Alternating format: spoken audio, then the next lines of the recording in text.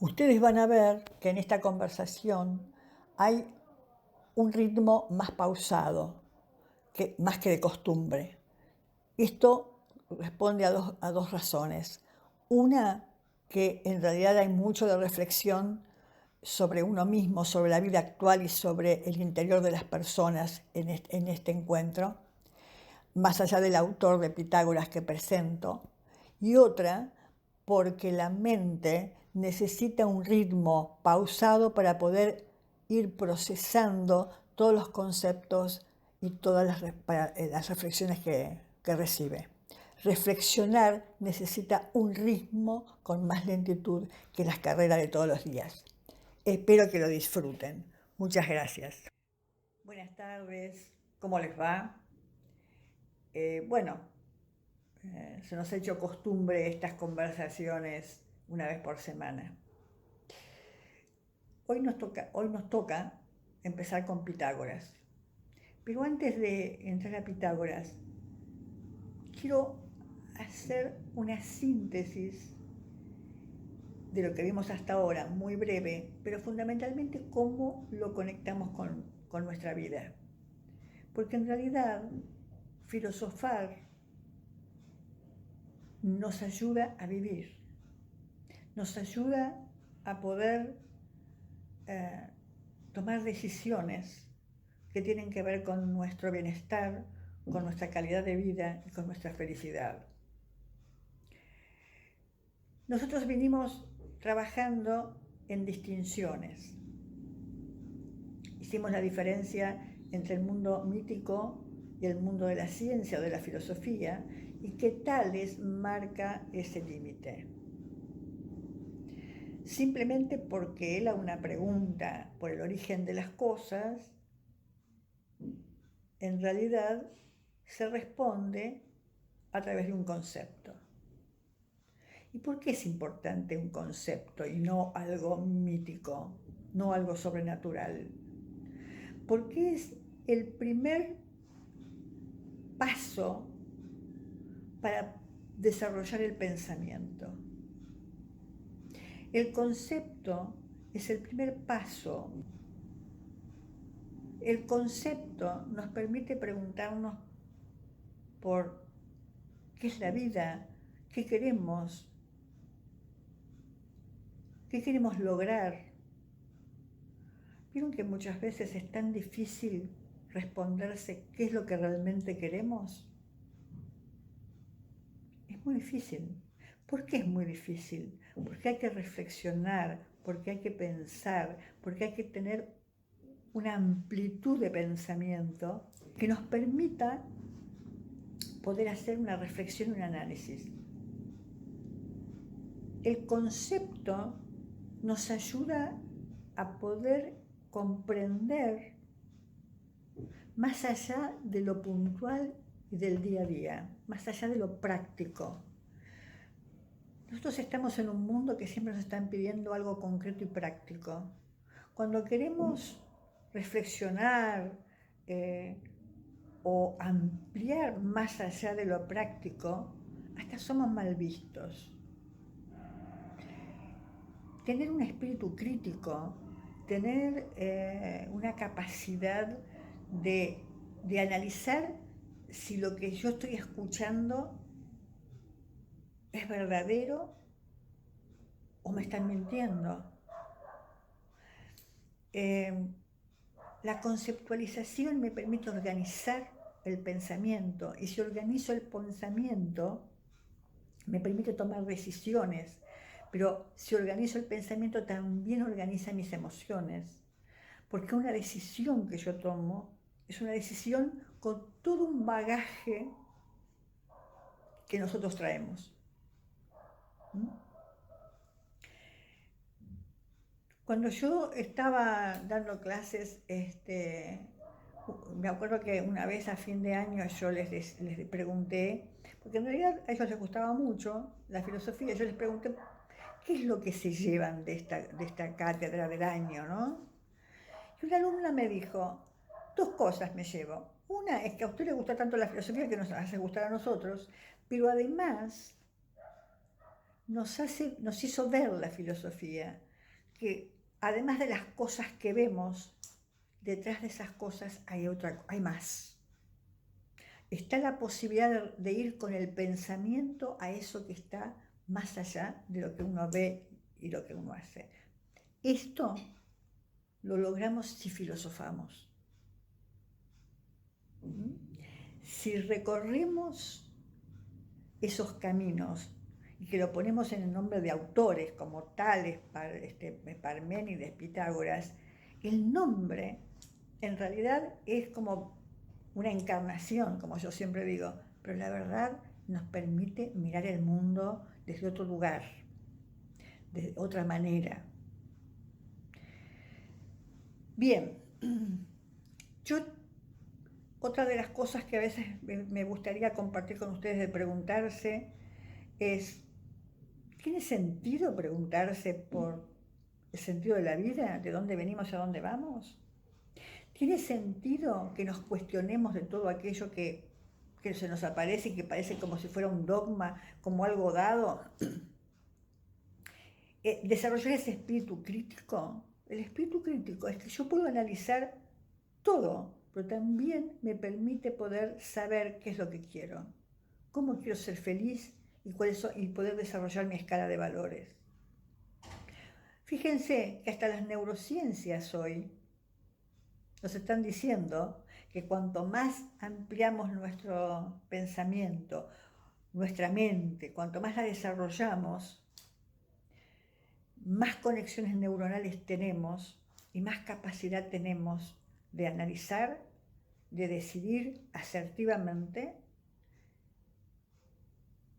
y poder decidir algo que tenga que ver más allá de lo puntual. En realidad, para eso sirve la filosofía. Por eso me parece importantísimo filosofar juntos para la vida. Estoy haciendo esta síntesis antes de empezar con Pitágoras, porque así como Tales hace un cambio entre lo mítico y lo conceptual, Pitágoras también hace un aporte, hace un salto cualitativo. ¿Por qué el salto cualitativo? Porque él lo que dice es, a la pregunta de cuál es el origen del cosmos y del universo, él responde el número. Fíjense que ya no es algo natural, no es algo físico, no es el agua, el aire o el fuego. No, es el número. Es un concepto, el número, un concepto que está en otro nivel de abstracción. Por eso decimos que hay un salto cualitativo. Pitágoras también es posterior a los milesios. Digamos, nació en Samos, ¿no? Samos es una ciudad griega, pero de la península itálica, en el 569. Y muere en Metaponto en el 475, obviamente antes de Cristo.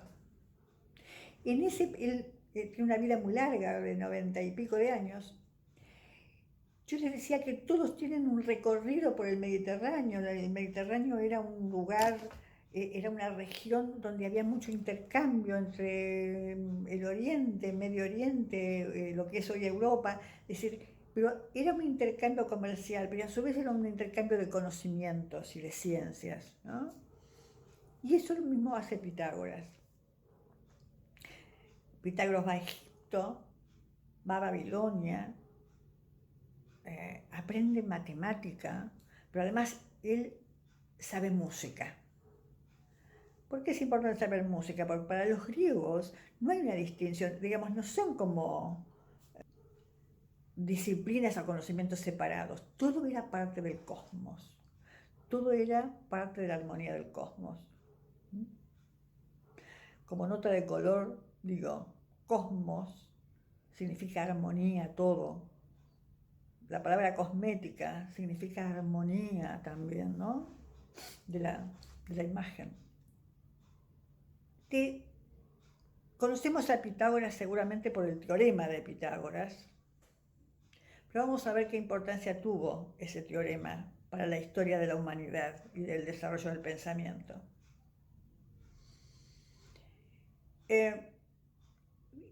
Pitágoras, digamos, hay una historia muy poco conocida de Tales, porque él era un grupo, ¿no?, cerrado, como que tenían ritos, era un grupo muy comunitario, era como una secta, como lo que hoy sería una secta, ¿no?, donde se dedicaban a estudiar y a desarrollar el pensamiento matemático, siempre entendido como la explicación del universo. Y lo asociaban a la música, porque la música tiene métrica, además del cosmos. Y la verdad que no se sabe mucho de esa secta, ni tampoco sabemos si el teorema de Pitágoras lo inventó, lo descubrió, no lo inventó, lo descubrió Pitágoras, porque era como una secta que en definitiva el nombre del maestro nos llevaba a que todo fuera a nombre de Pitágoras. No tenemos escritos de ellos, precisamente porque era una secta cerrada, una sociedad cerrada, pero sí aparentemente Platón y Aristóteles recogen mucho de sus conocimientos. Tuvieron mucha influencia en los pensamientos posteriores, en los autores posteriores.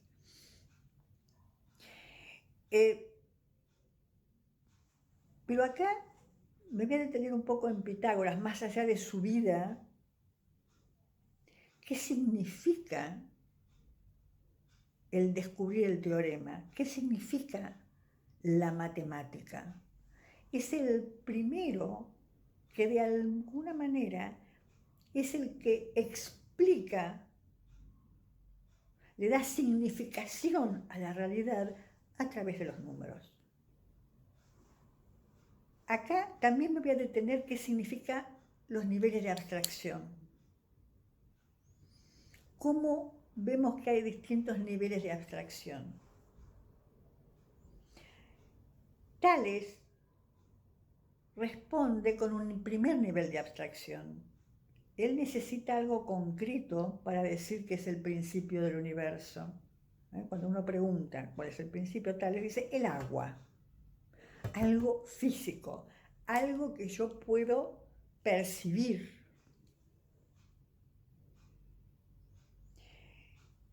Existe en la realidad, en mi entorno. En cambio, la matemática o los números solamente existen en las ideas. Por eso se llama una ciencia ideal. Y Pitágoras es el que también hace ese salto cualitativo de un concepto empírico pasa a un concepto ideal. Porque cuando nosotros enseñamos matemáticas, ¿por qué les cuesta tanto la matemática a los chicos? Porque hay que hacer un esfuerzo importante de desarrollo y de reflexión para pasar a ese segundo nivel de abstracción. Porque cuando uno es niño lo tiene que asociar a algo concreto. Para decirle que 2 más 2 es 4, uno dice 2 vacas más 2 vacas es 4 vacas. Lo asocia a algo concreto, pero la verdad, el número 2 no camina por la calle. Solamente está en nuestra mente. Y lo asociamos a algo empírico. Por eso el teorema de Pitágoras, en realidad, la importancia que tiene es el poder describir conceptualmente algo universal. Es decir, el triángulo, digamos, las hipotenusas con los catetos, que es la fórmula del teorema de Pitágoras, sirve para cualquier triángulo rectángulo, pero que sirve para el universo. Todos hemos visto en algún momento alguna película, algún video de Einstein llenando pizarrones de números y de ecuaciones. Cuando él tiene que explicar la teoría de la relatividad, él llena pizarrones de números y de ecuaciones, porque en realidad el universo lo está interpretando a través de los números, a través de la matemática. Las ciencias empíricas como la física, la química, la biología, usan las matemáticas que son ideales para poder describir la realidad. Y lo van a hacer mejor y con una consecuencia mucho más asertiva si yo sé matemática. La teoría de la relatividad de Einstein tuvo que probarse empíricamente, pero él lo había hecho matemáticamente. Había dicho que era la teoría de la relatividad. Fíjense que el aporte de Pitágoras con esta conceptualización de lo que es el segundo nivel de abstracción. Vamos a ver más adelante que hay otros niveles de abstracción más elevados. Pero para nosotros, el poder entender los niveles de abstracción y poder desarrollarlos en nosotros y poder pasar en esos niveles de abstracción, nos hacen seres humanos más amplios, nos pone en un punto de observación diferente que aquel que solamente está aferrado a lo concreto y puntual. Podemos cuidarnos, podemos responder, podemos cuestionar, podemos ser críticos y nos liberamos de los dogmatismos. Porque podemos ver el mundo desde otro lugar, como decía mi alumna, ¿no? Decía, además de lo que veo concretamente, hay algo más allá y lo puedo interpretar y lo puedo relacionar y lo puedo vincular a través de la reflexión. Y Pitágoras nos dice, a través de los números. Hoy de Pitágoras no voy a decir mucho más, primero porque no sabíamos demasiado. Sí podemos saber qué nos aportó y qué nos aporta para la vida de hoy. Simplemente una última cosa, el concepto de cosmos de los griegos, ¿no? Ese concepto de cosmos nos hace ver dónde la armoniosidad se rompe. Si hay algo que no está acorde, entonces rompe el cosmos.